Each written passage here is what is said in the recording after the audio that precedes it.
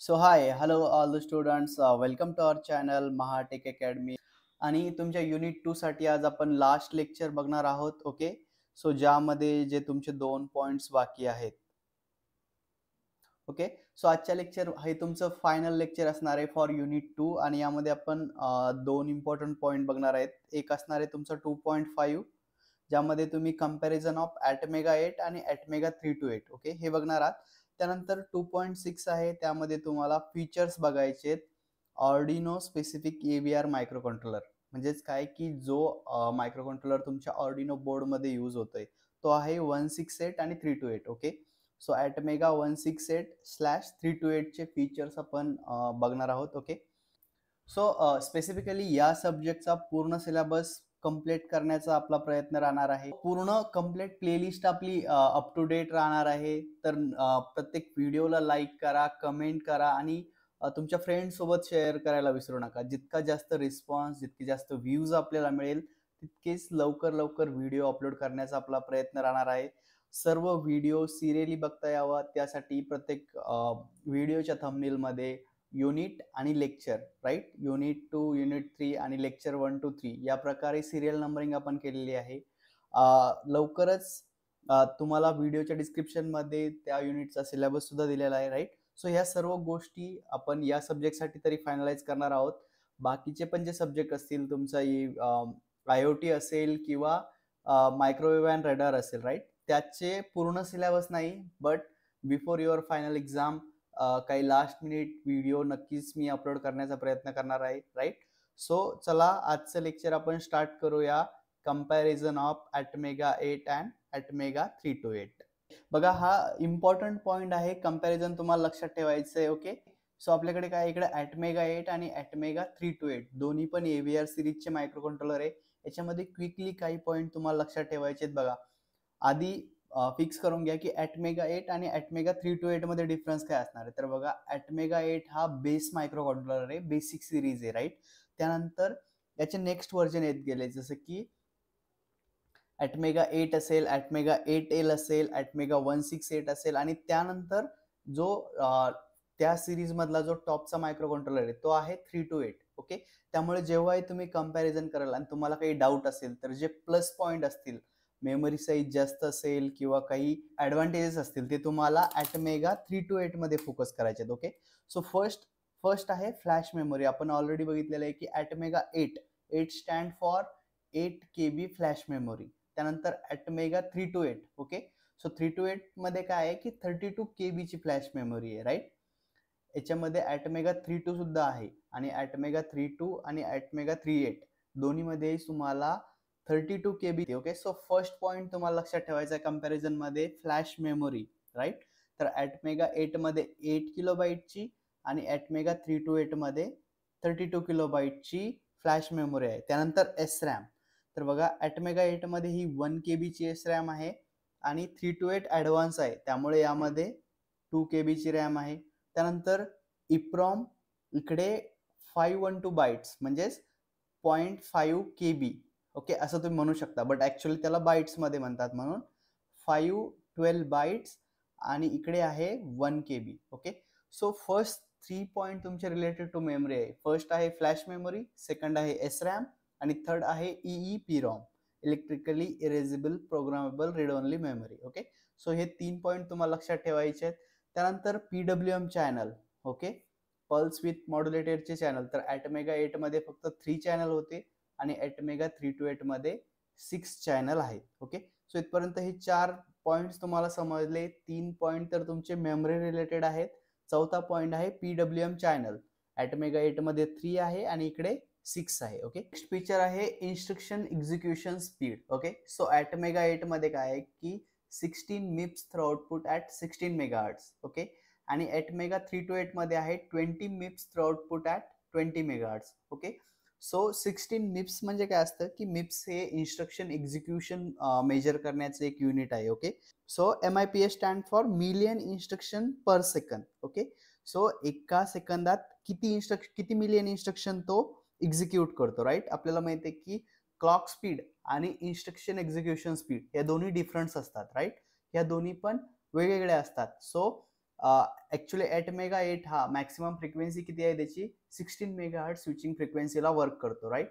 So again त्याची जी execution speed आहे तो आहे up to 16 मिप्स.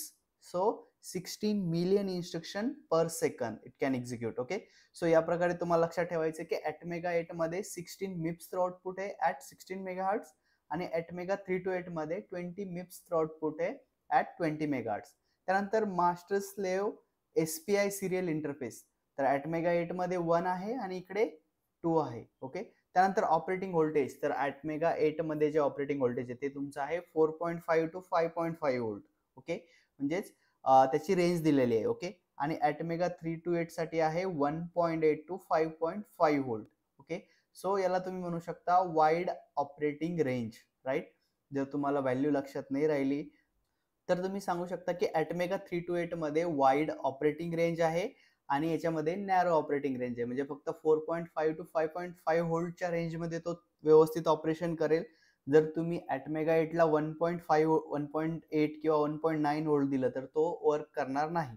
But in case मध्ये 328 मध्ये 1.8 व्होल्ट पासून ते 5.5 व्होल्ट पर्यंत तो तुमचा ऑपरेशन प्रॉपर ऑपरेशन परफॉर्म करेल, राईट. त्यानंतर स्लीप मोड, तर 8 मेगा 8 मध्ये 5 स्लीप मोड आहेत आणि 328 मध्ये 6 मोड आहेत. ओके, सो हे कंपॅरिझन आहे. यातले 4 ते 5 पॉईंट तुम्हाला लक्षात ठेवायचे. फायनल एक्झाम साठी सुद्धा हा अत्यंत इम्पॉर्टंट पॉईंट आहे. तुमच्या युनिट टेस्टला सुद्धा हा विचारू शकतात. आणि ऑलरेडी आपण 8 मेगा 8 आणि 328 चे फीचर्स बऱ्यापैकी बघितलेले आहेत, राईट. सो तेच फीचर फक्त तुम्हाला इकडे कम्पेअर करायचे आहेत. त्यानंतर नेक्स्ट बघूया features of Arduino specific AVR microcontroller 8 mega 168/328. Okay, हा इम्पॉर्टंट पॉइंट आहे. हे फीचर सुद्धा तुम्हाला फायनल एक्झामला 2 मार्क्सला 4 मार्कला विचारू शकतात. ओके, सो कोणतेही 7-8 फीचर्स तुम्हाला लक्षात ठेवायचे, कमीत कमी 8 फीचर्स तुम्हाला लक्षात ठेवायचे. सेम जर तुम्ही तुमच्या प्रोग्रामिंग जर तुम्ही तुमच्या प्रोजेक्ट मध्ये ऑर्डिनो यूज करणार असाल, राईट. सो हेच फीचर्स तुम्ही तुमच्या प्रोजेक्ट रिपोर्ट मध्ये ऍड करू शकता, तुमच्या फायनल प्रेझेंटेशन मध्ये ऍड करू शकता आणि जेव्हा तुम्ही सेमिनार देणार आहे तेव्हा पण तुम्हाला हेच ऑर्डिनोचे फीचर्स प्रेझेंट करायचे. ओके, सो हे लक्षात ठेवणं इम्पॉर्टंट आहे.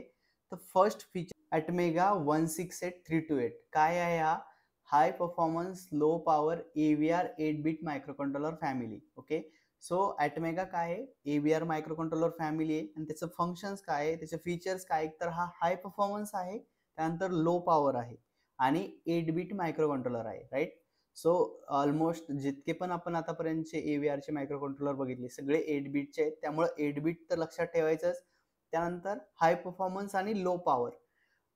कोणताही मायक्रोकंट्रोलर गुड केव्हा म्हणता येईल? जेव्हा त्याचा परफॉर्मन्स हाय असेल बट सेम त्याचं जे पॉवर कंझ्युम्शन असेल ते लो असेल, राईट.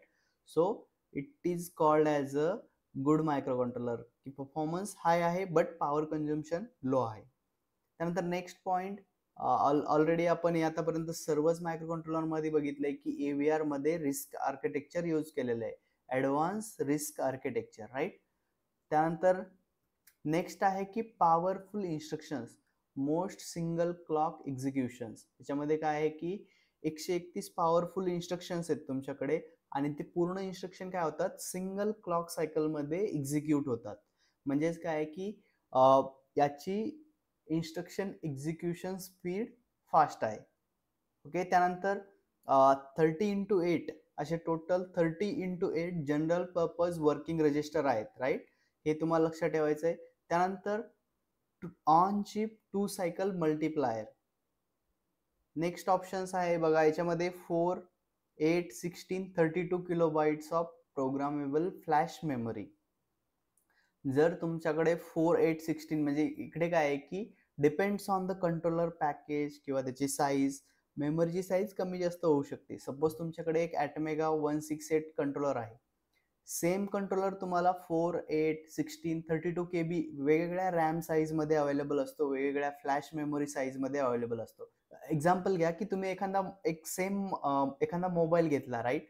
त्या मोबाईल तुम्हाला काय असतं की डिफरंट ऑप्शन असतात की याच्यामध्ये 8 GB रॅम आहे, 128 रॉम आहे, राईट, किंवा 128 ची मेमरी आहे. त्यानंतर सेम मोबाईल तुम्हाला 8 GB RAM, 16 GB RAM, right. त्यानंतर अजून वेगवेगळे ऑप्शन्स की 150 मेन मेमरी स्टोरेज ही 128 GB असेल किंवा 256 GB असेल किंवा 1 TB असेल, राईट. सो सिमिलर तुमच्या मायक्रो कंट्रोलर मध्ये सुद्धा तुम्हाला ऑप्शन्स असतात. त्यामुळे इकडे हे असं 48/16/32 kilobyte of self programmable flash program memory असं दिलेलं आहे. तुम्हाला जर ते लक्षात राहिलं तर you can write it has a self programmable flash program memory. त्यानंतर इप्रॉम बघा पुन्हा 256/512. हे 256/512 हे MB हे बाईट्स मध्ये असणार आहे आणि हा 1 किलोबाईट्स मध्ये. ओके, सो ही आहे तुमची EEPROM. त्यानंतर next features again internal SRAM आहे याच्यामध्ये, ते पण तुम्हाला लक्षात ठेवायचे. त्यानंतर in system programming by on chip boot program. Okay, ज्यावेळेस तुम्ही प्रोग्रामिंग कराल त्यावेळेस तुम्हाला कळेल की बूट प्रोग्राम काय असतो आणि तो याच्यामध्ये ऑन चिप आहे. त्यानंतर programming lock for software security. याच्यामध्ये अजून ॲडव्हान्स फीचर आहे की तुम्ही प्रोग्रामिंग लॉक करू शकता फॉर सॉफ्टवेअर सिक्युरिटी. त्यानंतर 2 8-bit timer counter with separate pre scalar and compare. Okay, 2 8-bit चे टायमर काउंटर आहेत with separate pre scalar and compare function. त्यानंतर जर तुम्हाला अजून खूप जास्त फीचर्स लक्षात ठेवायचे असेल तर बघा 1 16-bit timer counter with separate prescaler, compare mode आणि कॅप्चर मोड. ओके, त्यानंतर real time counter with separate oscillator. त्यानंतर 6 PWM चॅनल, हे पण आपण बघितलं. कम्पेअर मध्ये सुद्धा तुम्ही हा पॉइंट यूज करू शकता. त्यानंतर 8 channel 10-bit ADC in TQFE and QFN MLF package. याच्यामध्ये इनबिल्ट ADC आहे 10-bit ची. त्यानंतर 6 channel 10-bit ADC in PDIP package. त्यानंतर प्रोग्रामेबल सिरियल पोर्ट आहे, मास्टर स्लेव्ह SPI इंटरफेस आहे, 2 वायर इंटरफेस आहे ज्याला आपण I2C म्हणतो. त्यानंतर programmable watchdog timer with separate on chip oscillator आहे, ऑन चिप अॅनालॉग कंपॅरेटर आहे, interrupt and wake up on pin change. Okay, so एवढे खूप सारे फीचर्स तुम्हाला याच्यामध्ये दिलेले आहेत. कोणतेही 5 ते 6 फीचर्स तुम्हाला लक्षात ठेवायचे आहेत. ओके, सो आणि ज्यांचा IoT सब्जेक्ट असेल, राईट, त्यांना सेपरेट पुन्हा याची प्रोग्रामिंग सुद्धा असणार आहे तुमच्या IoT सब्जेक्ट मध्ये. ओके, सो त्यावेळेस तुम्हाला अजून जास्त फायदा होईल याचा ज्यावेळेस तुम्ही प्रोग्रामिंग कराल. तर कोणतेही 4 ते 5 तुम्हाला लक्षात ठेवायचे आहेत. आणि लवकरच आपण आपल्या चॅनलवरती तुमच्या युनिट 3 चे लेक्चर स्टार्ट करणार आहोत. ओके, सो अजूनही तुम्ही चॅनलला सबस्क्राईब केलं नसेल तर चॅनलला सबस्क्राईब करा, बेल आयकॉनला प्रेस करा आणि तुमच्या फ्रेंड सोबत शेअर करायला विसरू नका.